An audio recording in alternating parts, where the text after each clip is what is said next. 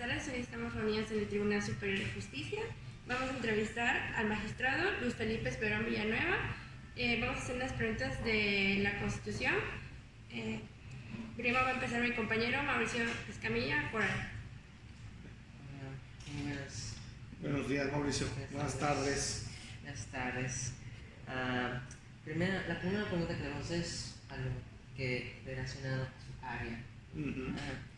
¿Qué opina sobre la reforma que surgió, la reforma procesal del Código Penal que se está dando recientemente?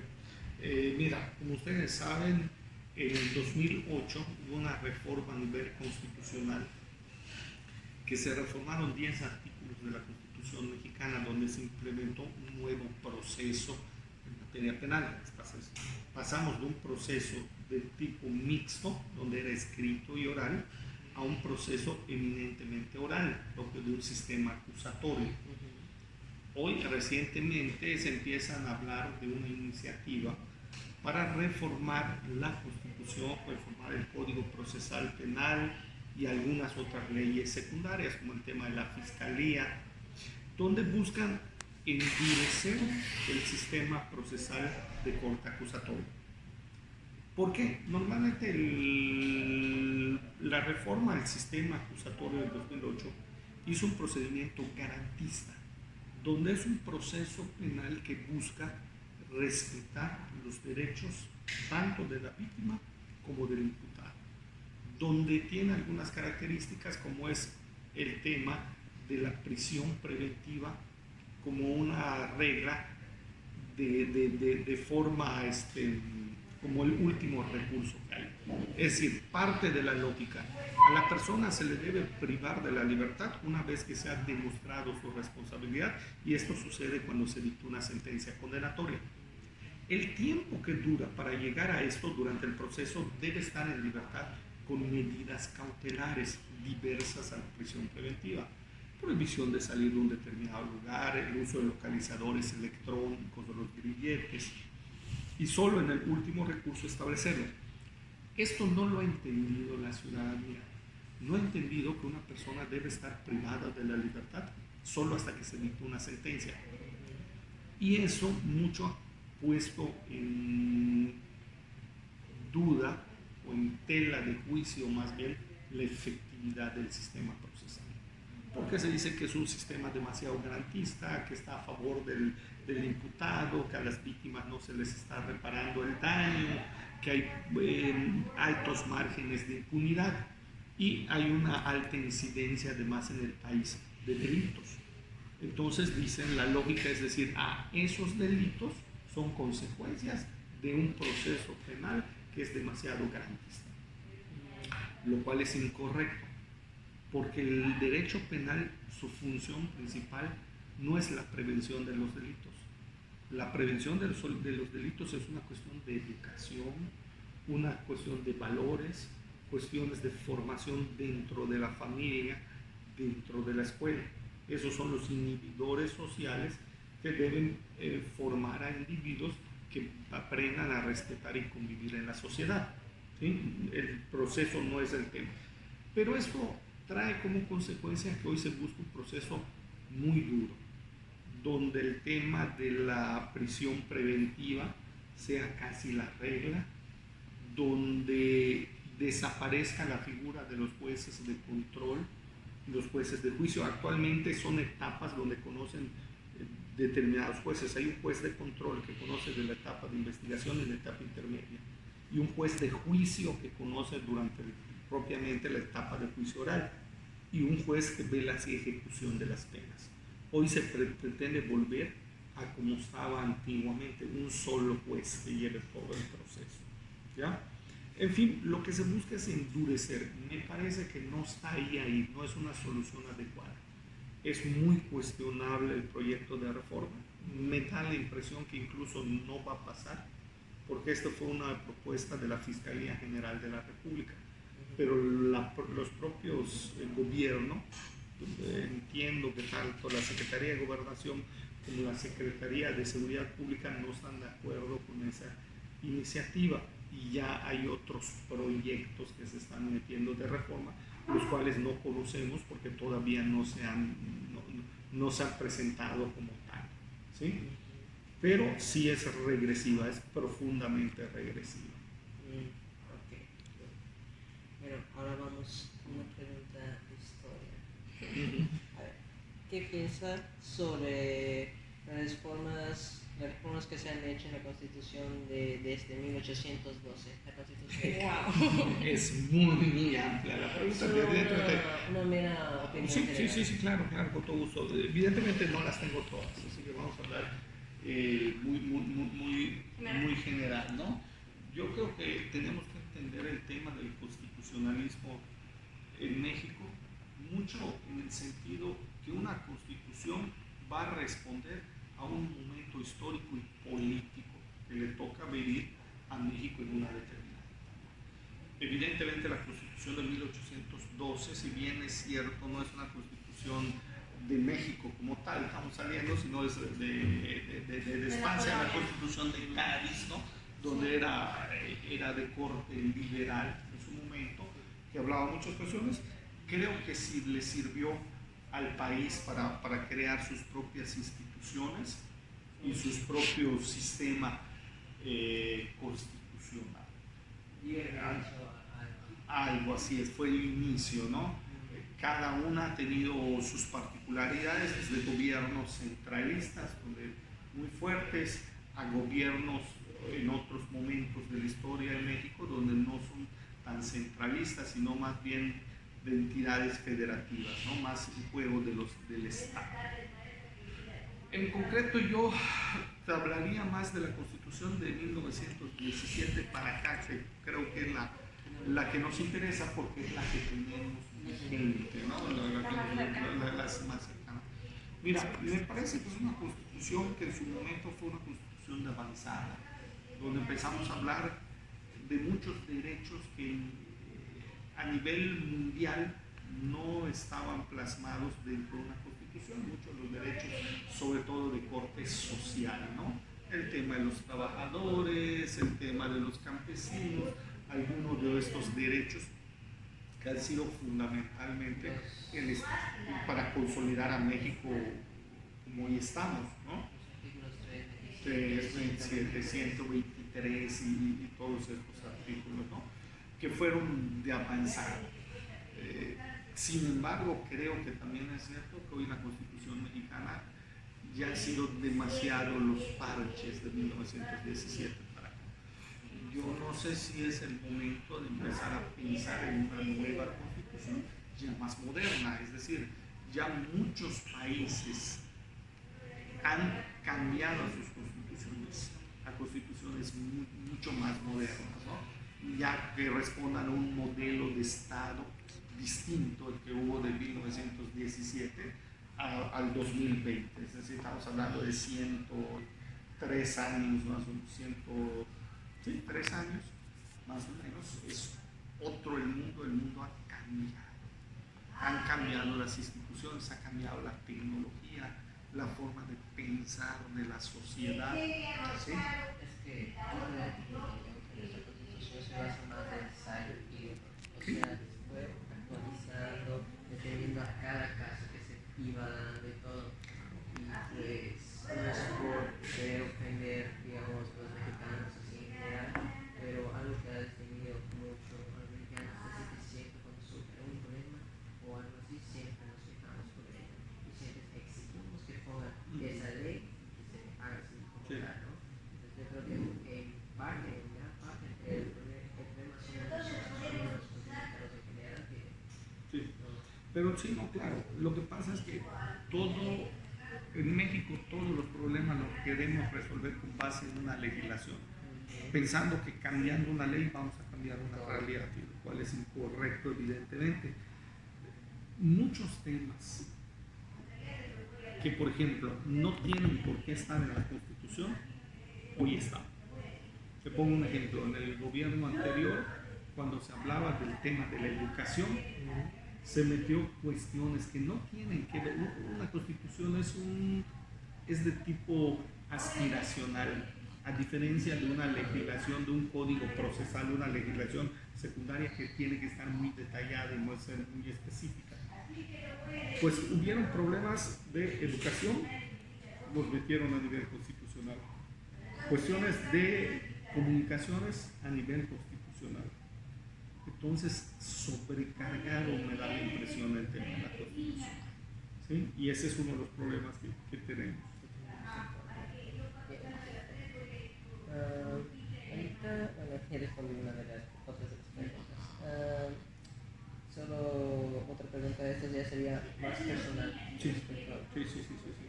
¿Usted en dónde estudió su universidad o dónde se preparó para llegar al puesto que está? Yo me formé ya hace algunos años, en 1991. Empecé a estudiar en la carrera de Derecho del 91 en la Facultad de Derecho de la Universidad Autónoma de Yucatán. Egresé en el 96, fueron 5 años la carrera. A partir de ahí hice una especialización en la UADY, después una maestría en el INACIPE, después hice un doctorado. Ha sido un proceso continuo de formación. ¿Sí? Oye, ¿usted qué le aconsejaría a los futuros abogados o abogados o estudiosos de derecho? Déjame hacer pregunta, Pablo. ¿Qué le aconsejo? Mira, es una pregunta bien interesante. El derecho, antes que nada, quien pretende estudiar derecho tiene que sentir una pasión por el derecho, que muchas veces nos falta. Muchas veces queremos estudiar derecho porque pensamos que es una carrera que nos va a resolver la vida. ¿Ya? Nada más alejado de la realidad. Hoy hay muchísimas universidades de las que están ingresando una gran cantidad de alumnos, que te creas una expectativa que después no puedes cumplir en la realidad. Me formo como abogado, salgo un proceso y no encuentro trabajo, o no puedo abrir mi despacho. Y eso puede llegar a ser frustrante como persona, porque son muchos años de la vida que he dedicado a hacer. ¿Qué quiero decir? Que cada vez es más complicado y más complejo para quien pretende estudiar derecho entrar al campo, porque va a estar más saturado. Por eso es que quien quiera estudiar derecho primero tiene que estar convencido que es a lo que se quiere dedicar el resto de tu vida. Como seres humanos, yo creo que no hay nada más bonito de trabajar en algo que te guste y te llene como persona. Más allá que ganes mucho o poco, sino en hacer lo que no me gusta. Y no hay nada más frustrante también tener que vivir y trabajar y hacer algo que no te guste. ¿Ya? Por eso, si yo quiero estudiar, tengo que estar primero convencido. 2, estar enamorado de la justicia, que eso es lo que busca realmente el derecho. A veces nos olvidamos del derecho. Tenemos que ser apasionados con lo que hacemos y tenemos que ser apasionados con el tema del derecho.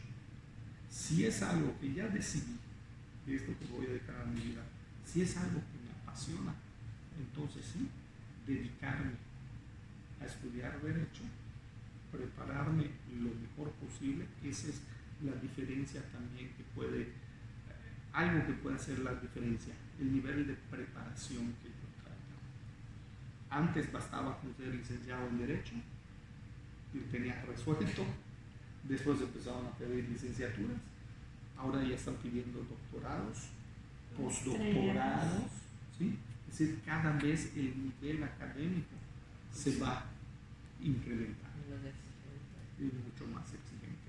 Entonces me parece que en el momento que yo estudié el derecho, por ejemplo, va a ser más difícil demandante para ustedes de lo que fue para mí. ¿Ya? Sí, por Porque supuesto. en otra época éramos menos, había más oportunidades laborales. ¿Ya?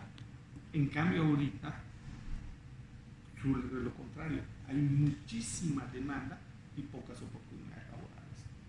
Sí, me ha tocado ver a abogados, bueno, que supuestamente son abogados que se están especializados en el área de penal, pero están trabajando tipo Uber. Igual, sí, bueno, a mí me ha tocado. Claro, y eso es una pena, ¿no? Dedicarle, digo, claro que la carrera de abogado es tan maravillosa, tan padre. ¿Qué puede ser maestro? Puedo dedicarme al derecho civil, al laboral, Incluso historia. así dedicarse al tema de la historia, ser funcionario de relaciones exteriores, es muy amplio, porque te da un bagaje cultural. ¿Sí?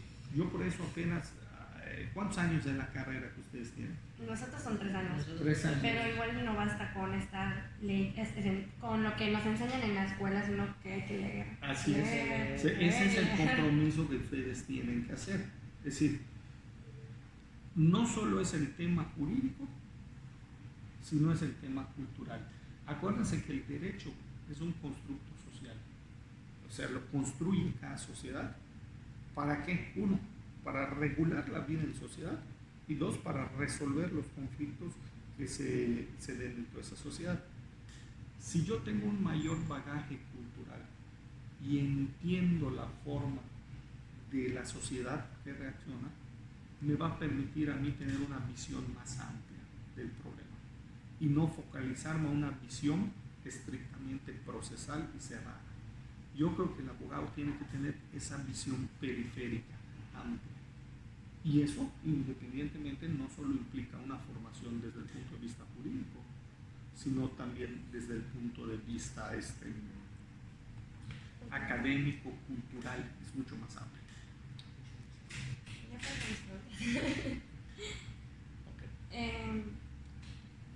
A pesar del cambio que se está sufriendo en la sociedad hoy en día en cuestiones de ideología, ¿usted cree que es un factor importante que la ley sea escrita y rígida? Buena pregunta. Mira, hoy estamos cambiando, no sé si para bien, eso no me atrevo a decirlo, Sí. no sé si en muchos aspectos estamos involucionando, en vez que evolucionemos, involucionamos. ¿A qué me refiero? Hoy hablamos como nunca de derechos, hoy hablamos como nunca de garantías, de libertades, como si no tuvieran límite. Y no hablamos de responsabilidades, no hablamos de límites, no hablamos de compromisos. Nos hemos vuelto una sociedad muy light, donde todo se vale y todo se permite en virtud de esa libertad. Y hoy vemos como nunca que se le ataca al ser humano, que se le lesiona, que nos podemos volver intolerantes, donde la vida ya no vale nada, donde ya no hay respeto a las instituciones, no hay respeto a la familia, no hay respeto, y que somos una sociedad que estamos entrando en una situación de crisis. ¿Ya? El problema es cómo lo va a resolver el derecho. Hace ratito comentábamos que el derecho uno es para regular la vida de sociedad y solucionar los conflictos. El hecho que si sea una norma escrita o no, pues mira, nuestra tradición histórica es que nuestras normas han sido escritas, pero además toda la norma cuando se construye tiene las características de que es general y es abstracta, para que de una multiplicidad de casos sea manipulable la ley y aplicable. Yo creo que esa es una buena forma que ha encontrado el Estado, pero hoy ya evolucionamos todavía más. No solo es el tema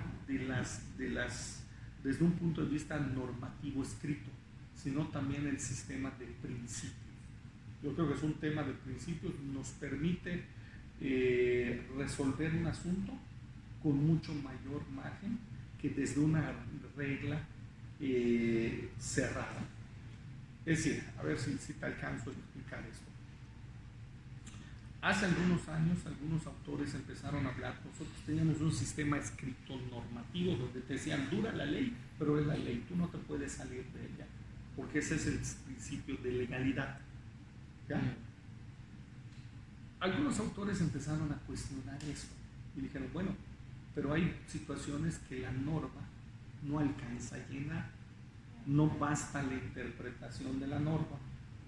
También puedo resolver ese tema con base en principios. Si ustedes ven hoy nuestro artículo 20 constitucional que nos dice el proceso es acusatorio y oral y se rige con los principios de inmediación, contradicción, publicidad, sí, nos plantea 5 principios. Este sistema de principio, haber llevado los principios a un rango constitucional, a nosotros como juzgador nos da más herramientas para poder resolver un determinado asunto. ¿Ya? Entonces yo haría esa equivalencia, si bien tengo un sistema normativo escrito, ¿no? Pero también de principios. Y por así decirlo, ¿se siente que igual las redes sociales influyen o puede jugar el papel de un juez socialmente? Totalmente, pero también eso es peligrosísimo. Porque no todas las personas tienen los conocimientos. Claro, ¿no? Digo, meterte a opinar de algo que no sé, peligrosísimo. Y las redes sociales, precisamente su gran virtud, puede ser su gran problema. Sí. Así es. Y ahorita son muy poderosas en el hecho de que sea un tema controversial y todos ahí están. Así es, todos jugando. opinan y no conoces el asunto en concreto. Exacto. Fíjate, ahí hay un tema bien interesante. Vamos a hablar de la ley, de la labor del juzgador y de las redes sociales. Un juzgador, hace rato me preguntabas tú de las leyes si deben ser escritas o no. Un juzgador, cuando construye una norma, lo hace en abstracto, no tiene un asunto en concreto. Él dice, ¿cómo voy a resolver este problema? ¿Sí? Y la crea. Las normas son generales y abstractas. Un juez, cuando resuelve, aplica esa norma a un caso concreto. Es decir, lo hace en concreto, mirando el asunto y mirando las pruebas que yo tenga. Y con base en eso, pues es una justicia más aproximada a la realidad, porque está tratando el asunto que tiene en concreto, ver cuál es el problema, cuáles son las pruebas y cómo lo resuelve. ¿Ya? Las redes sociales, cuando se pasa un problema social y se meten a opinar, no tienen ni la información, no saben qué fue realmente lo que pasó, Y los medios no saben qué amarillistas. prueba es, los medios amarillistas, y se forman un criterio. De estos 3, a mí me daría mucho más tranquilidad el tema de un juez que tuvo el asunto en concreto y ya lo analizó, ya vio cuál es la legislación y cuál es la prueba. ¿Sí? Porque lo está haciendo con un margen de aproximación. Por eso a mí me da una mayor seguridad. También es cierto que el día de hoy las redes sociales tienen un papel importantísimo y han transformado a la sociedad, pero se pueden utilizar para bien, también para mal. Igual. Sí, Ese es el arma problema. de doble Es un filo. arma de doble filo, así es. Y el principal problema es de que, como usted dice, aunque la persona conozca del tema y dé su opinión acerca del tema y dé fundamentos sólidos y válidos de eso, Sí. la mayoría de las personas, al menos acá, están en la ignorancia. Claro. Aunque les des fundamentos sólidos, válidos y que tienes pruebas de ello, ellos van a decir, no, tú no estás mal, tú no vives esta realidad que yo vivo. Sí, claro. Cada quien piensa que su realidad es única, pero además a quien atacan no tiene posibilidad de defensa ante ello. ¿Entiendes? Todavía en un proceso penal ante un juez yo me puedo defender, puedo ofrecer pruebas, tengo recursos, ¿ya? Pero ante las redes no tienes ninguna defensa. Puedo inventar lo que yo sea. Y te van a atacar. Ahí te van a atacar y no tienes posibilidades de defensa. Ese es el problema. Un arma de doble filo. ¿Y cree que igual influye la cultura? O sea, por ejemplo, que yo sea juez y usted, pues, en su papel de magistrado, tenga un posible impacto en lo que vaya a pasar a la hora de una sentencia. Claro. Yo creo que una parte del compromiso de los jueces es pensar cuál es el impacto que tienen sus resoluciones. ¿Ya? Date cuenta cómo muchas resoluciones de la Suprema Corte han tenido un impacto en la sociedad. Han abierto derechos, han garantizado ciertos derechos, la igualdad. Es decir, creo que esa es la labor del juzgador. También los jueces educan por medio de sus resoluciones en la sociedad. Pero, o sea, igual se ha dado casos de que, o bueno, algunos casos del pasado, de que hay jueces que son muy cínicos, ¿Sí? que al momento no aplican las leyes, pero incluso estos jueces al ser tan cínicos, estos deben de al menos conocer la ley, o sea, tener fundamentos para... Pero además no solo eso, no pierdas de vista que no solo lo tiene que hacer conforme a la ley, pero además en todos los procesos, ya sea un proceso civil, penal, familiar, hay la posibilidad de los recursos. Que otro juez pueda revisar esa resolución de ese asunto. Y no solo en materia local, sino que en materia federal incluso se puedan ir al amparo para que otros jueces lo vean desde un punto de vista constitucional. Es decir, tengo las posibilidades de defensa. ¿Sí? Aún la resolución más injusta que diga un juez es susceptible de ser revisada por otro juez. Y eso te da la posibilidad de corregir el error. Digo, yo no estoy diciendo que no acá se dé la posibilidad de que haya resoluciones injustas. Sí, pudieran haber, digo, eso no es innegable. Pero cuando menos el sistema trata de reducir al mínimo esas posibilidades vía los recursos, los medios de impugnación en general. Y pues ya mi otra pregunta es, ¿cuáles son los elementos que cree usted que se necesiten a la hora de reformar las leyes? Sentido común. Lo que tenemos que resolver es tener sentido común para dar el mejor abordaje al problema que voy a tratar de solucionar desde un punto de vista legislativo. ¿Sí? Pareciera muy general, ¿no? Pero finalmente yo creo que mucho se reduce a eso. Igual creo que siento que es la modalidad en la que la sociedad, como dice usted, está avanzando. Claro. Yo siento que a la sociedad, al avanzar, se tienen que implementar nuevas leyes, nuevos procesos para que todo se mantenga en paz. Así es. Fíjate, hace rato planteamos una cuestión, yo les decía, la ley no transforma la realidad. Muchas veces pensamos, se los dije, que reformando una ley vamos a cambiarla, y no. Muchas veces primero viene la transformación en la sociedad y atrás viene el proceso legislativo tratando de regularlo, ¿no? Antes no existía ningún delito cibernético porque no existían las computadoras. Se crearon las computadoras y nos generó una serie, impactó al derecho dentro del proceso penal, el ciberdelitos, temas que tienen que regular el mercado, las relaciones comerciales que se dan por medio de las redes, y se tuvo que legislar. Por ejemplo, el caso de que hubo de Facebook, cuestión de la privacidad. Así es, temas de abren campos que antes no conocíamos. O de la ley Olimpia que hubo últimamente. Así es, la del... Sí. La de contra acoso sexual y sí, de las exparejas, sí, eso no estaba, digo, hace 20 años. Sí, eso no se ¿Cómo hacía. te ibas a imaginar que tendríamos que legislar en ello, no? Exacto. Por eso ve cómo impactan los cambios en la sociedad, cómo impactan las leyes. Estas serían todas las preguntas. Muchas gracias. Pues un gusto. Dedicarnos su tiempo. No, al contrario, un gusto. Muchas gracias. Bienvenidos al Tribunal Superior de Justicia. Esperamos nos vemos pronto. Claro que sí.